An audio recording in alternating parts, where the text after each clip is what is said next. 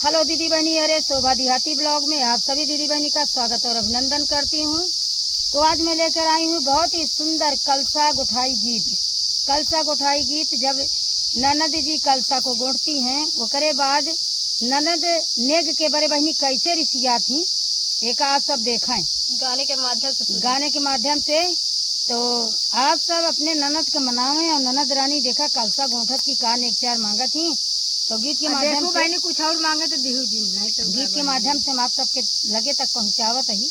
तो आप सब शादी ब्याह में गीत सुन के और गावन।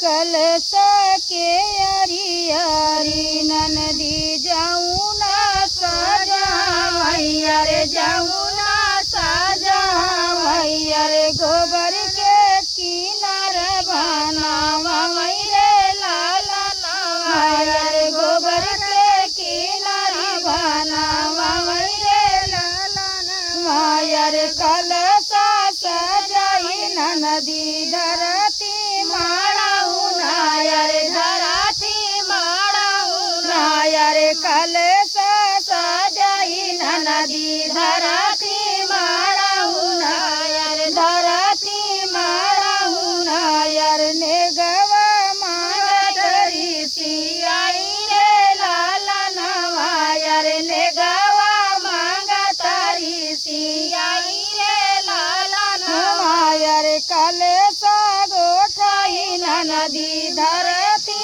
माड़ाऊ नाया रे, धरती माड़ाऊ नाया रे, नेगवा मांगत रिसियाई रे लाला नवाया रे, नेगवा मांगत रिसियाई रे लाला नवाया रे, नेगवा मांगत रिसियाई रे लाला नवाया रे, तारे धरई सुपवा सुपेलिया भरिया खत, सुपेलिया भरिया खत, अरे तारे धरई सुपवा सुपेलिया भरिया खत, सुपेलिया भरिया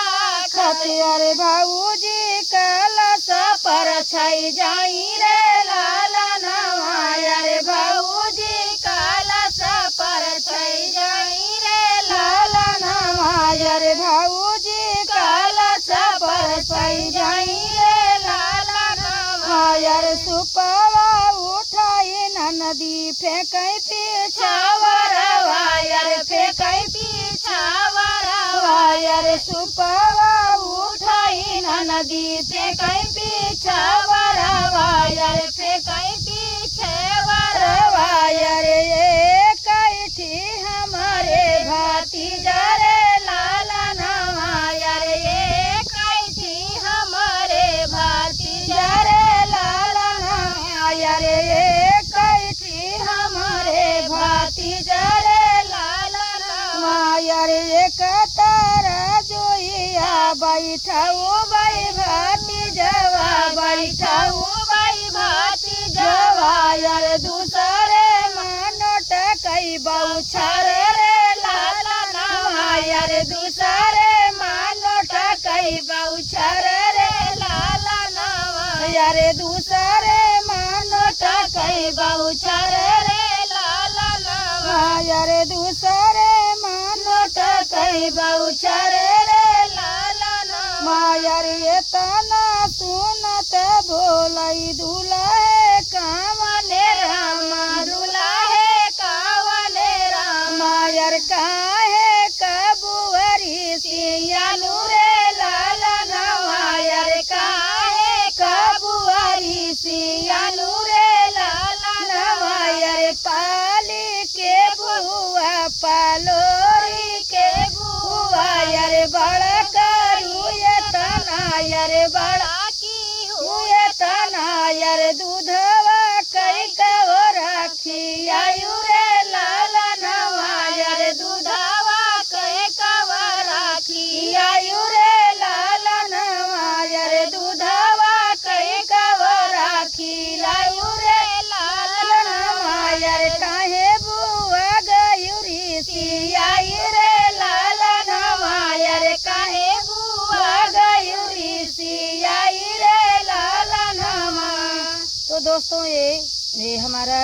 कलसा गुठाई गीत कैसा लगा, आप लोग अपना प्यार आशीर्वाद जरूर देना और कमेंट में बताना कि ये हमारा कलसा गुठाई गीत आप लोग को कैसा लगा।